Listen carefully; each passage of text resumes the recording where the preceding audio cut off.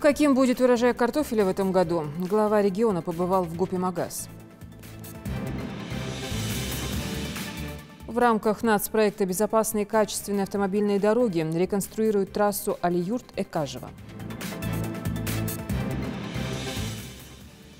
Развитие фермерского дела в Ингушетии. Расскажем о тех, кто уже преуспел на этом поприще.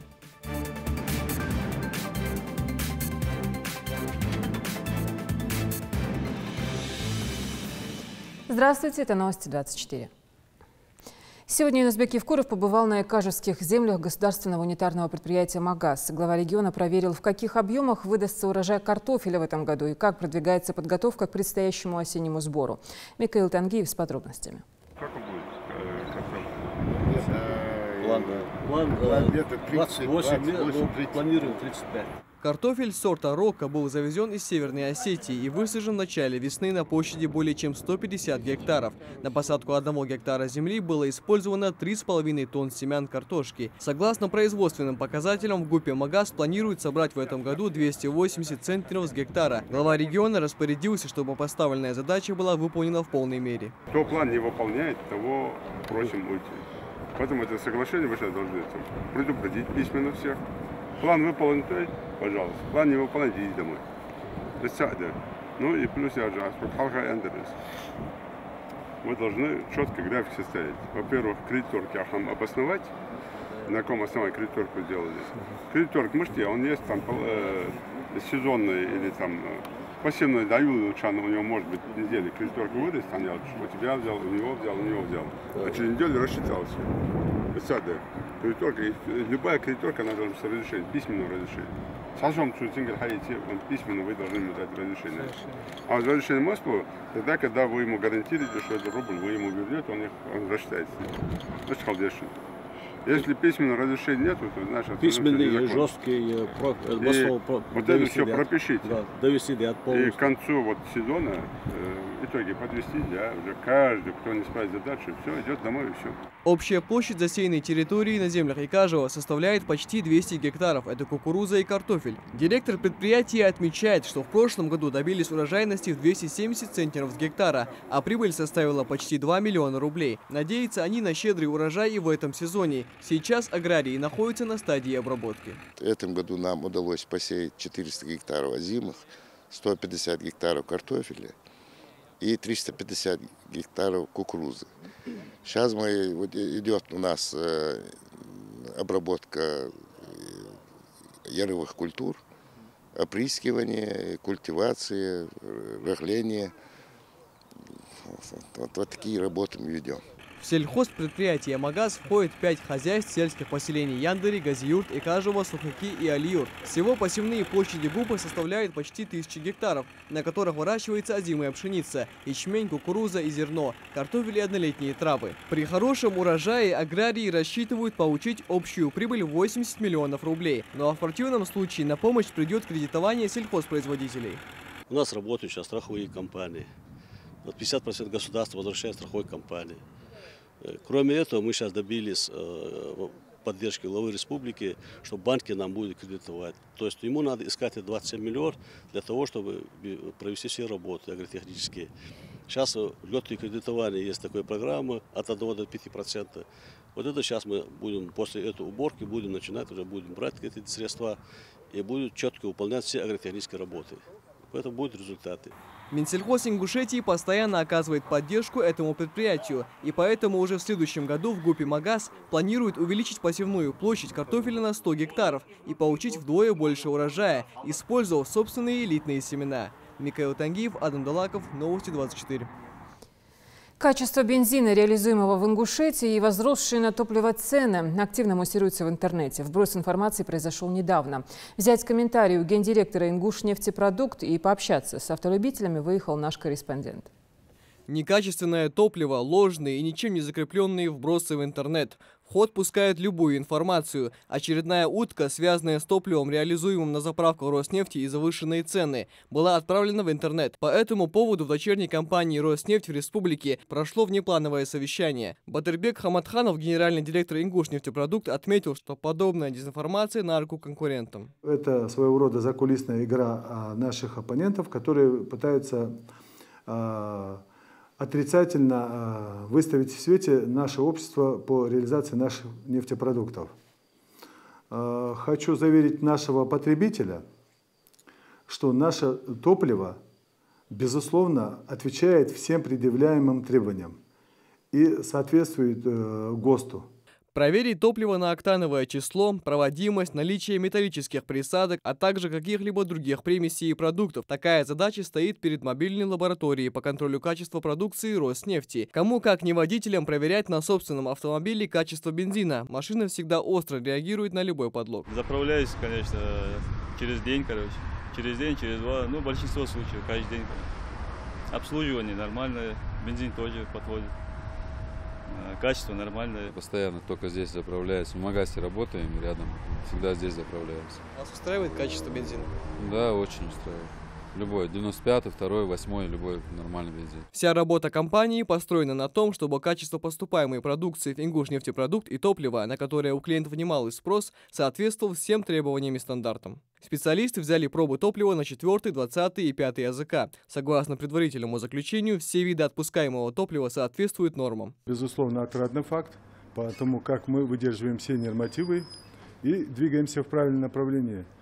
Потому как для нас очень важно и в обязательном порядке необходимо выполнять требования Роснефти в части удовлетворения потребностей наших клиентов. На каждое наименование топлива имеется паспорт происхождения и соответствие требованиям. Кроме того, Роснефть – одна из немногих компаний, которым удается сдерживать необоснованный скачок цен. Я хочу довести до наших потребителей, что рынок нефтепродуктов он нестабилен.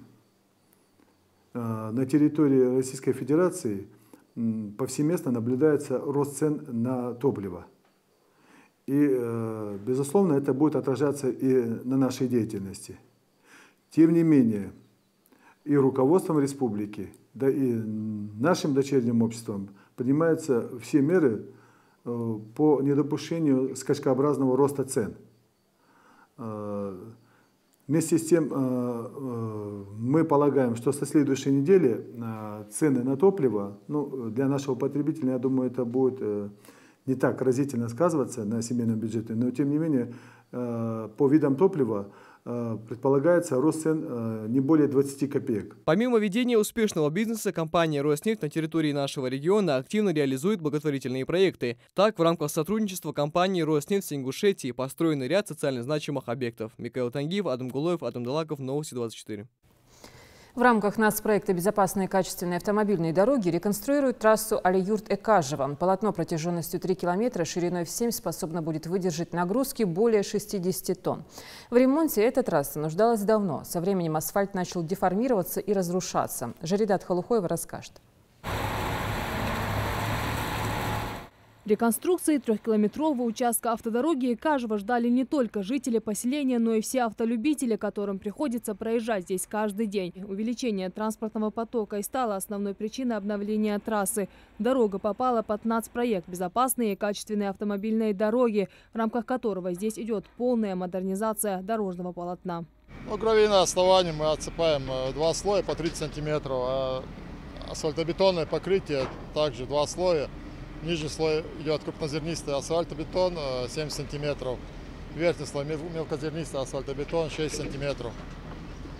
Дорога эта находится, в аварийном состоянии. Продольные и поперечные уклоны на дороге не выдержаны. Отсутствует, водоотвод, организованный водоотвод с дороги. Мы все это будем исправлять.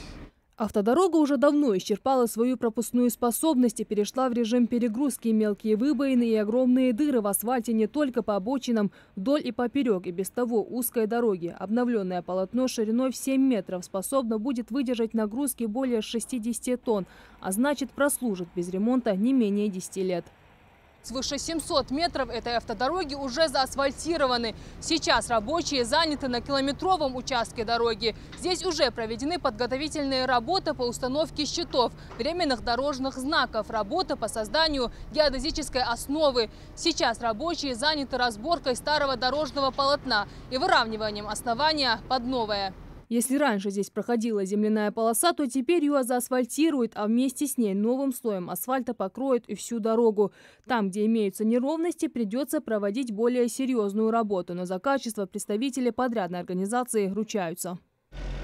Отсыпаем гравийное основание. Там ниже ведутся работы по устройству бордюров, устройству тротуару. Тротуары шириной 1,5 метра с установкой бордюрного камня. Всего на участке задействовано 20 единиц техники и более 40 рабочих, каждый из которых хорошо знает свое дело. Например, Хаматхан Султыгов с помощью специального рычага виртуозно управляет большим железным ковшом. Он много лет работает на экскаваторе. Вместе с коллегами отреконструировал не одну дорогу и по праву считает себя мастером своего дела. Проект 60, 86, 90, корит, солдаты, а то есть готовы они. Его же ошибало, его же халисеш, бог же хадвар дохтул. А демотик 90-е, халлар адвал данжбешкире, 60, 70, адвал 87, лучше 72, лучше, хатвал 90-е. Хатгез аугаваче 86, а я взяла мотик прорабу, а я взяла.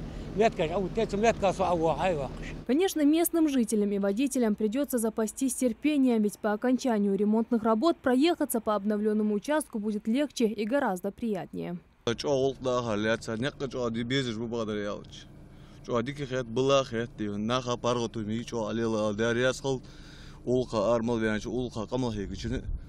Дорожники призывают водителей к взаимному уважению и пониманию, ведь реконструкция ведется именно для их будущего комфорта. Как говорится, тише едешь, дальше будешь. Жарадат Хулхоева, Магомед Даскиев, Новости 24. Нацпроект «Экология» – это переход до 2024 года к эффективному обращению с отходами и ликвидация всех выявленных на 1 января 2018 года несанкционированных свалок в границах городов. Всего на реализацию проекта планируется потратить 4 с лишним триллиона рублей. К выполнению плана одной из первых подключилась Ингушетия. Сегодня расскажем, как зачищают свалку в Назране.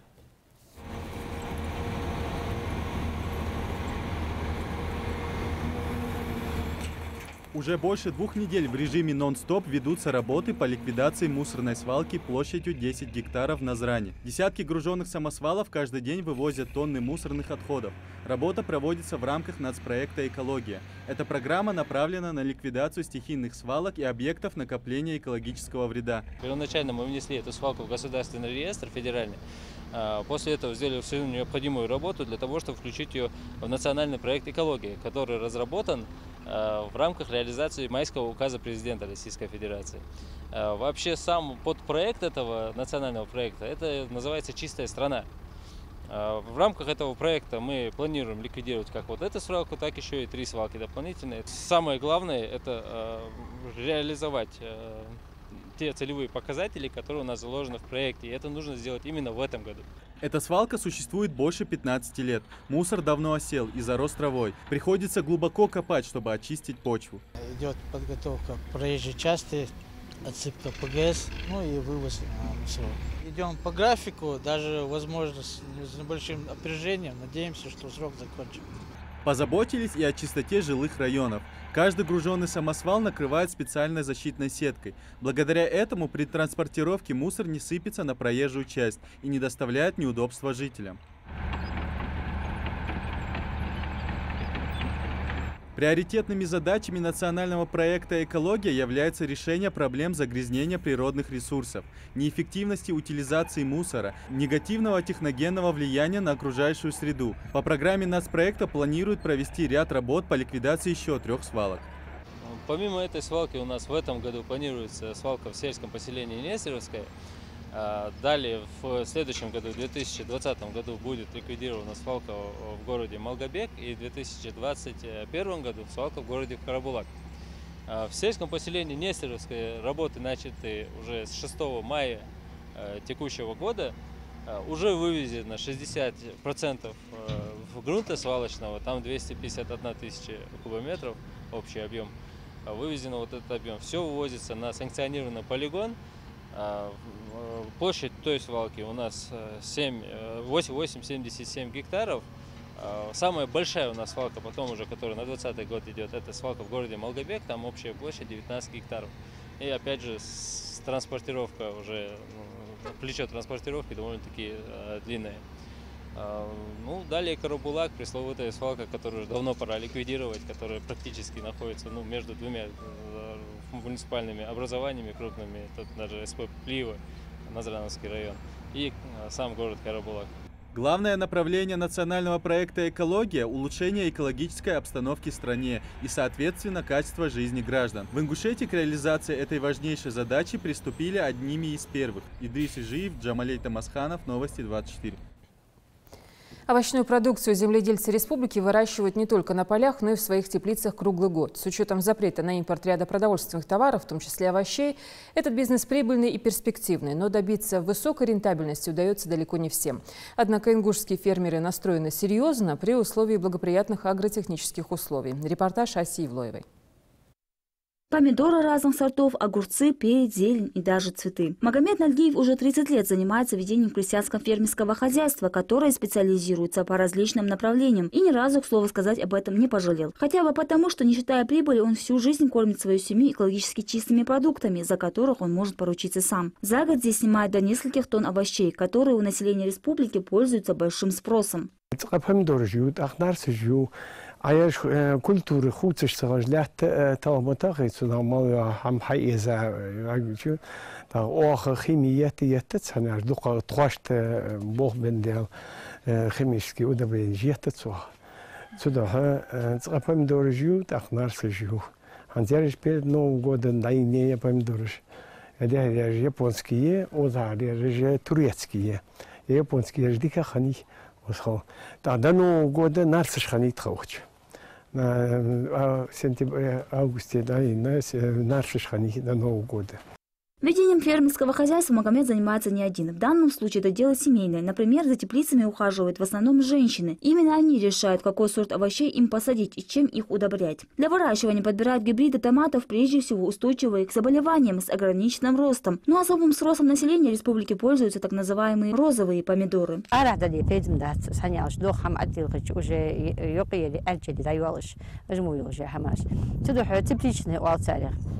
يلاقي لازم تيتان грунтовый тепличный чайники аршил يقول تعرف دير جوات تدح شيء تنور مدرجات ديش ازديش خو تعرف تدح اشتدايدي نشلتها асхуг мы яхште по через 25 дней нас пересаживать то, а в грунт теплица через 40 дней помидор пересаживать то.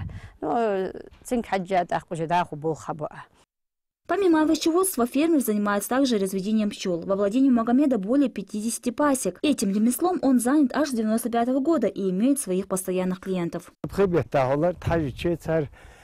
الداشلو ذيك موت زلود تو حمل لجوا هم بيرك داربني بروبوليس ما تشنا موتكو بلتسا حماج يوخس يشوا دا حيلو تواشته بيرشته اشته هم يوختا موت حلو موت صن موت ديك مدي اشتا 70 80 90 نخ вел бос. Помимо пчеловодства, семья Нальгиева занимается также и разведением крупнорогатого скота с последующей реализацией молока и мяса. Магомед признается, что на ранних стадиях развития хозяйства им во многом помогла грантовая поддержка, которую им оказало Министерство сельского хозяйства. Впрочем, работа в отношении них до сих пор ведется. Специалисты министерства частенько приезжают и проверяют работу КФХ. В планах у фермера закупить несколько десятков крупнорогатого скота и построить ферму. Ася Ивлоева, Зураб Гайтов, Новости 24. Главным управлением МЧС России по Ингушетии введена система электронной регистрации туристов, выходящих на горные маршруты. На сайте ведомства создан специальный раздел для онлайн-регистрации туристических маршрутов. Если раньше туристам необходимо было пройти регистрацию непосредственно в спасательных отрядах того района, в чью зону ответственности входит выбранный маршрут, сегодня им представлена возможность провести данную регистрацию в режиме онлайн на сайте Главного управления. Заполняя электронную форму непосредственно на сайте Главного управления, туристы могут указать всю необходимую информацию: время, цель пребывания, планируемый маршрут, контрольный срок возвращения, наличие средств связи и так далее. Отметим, что на сайте есть возможность заполнения онлайн-формы и на английском языке. Следите за новостями на канале Ингушетия и до встречи в эфире.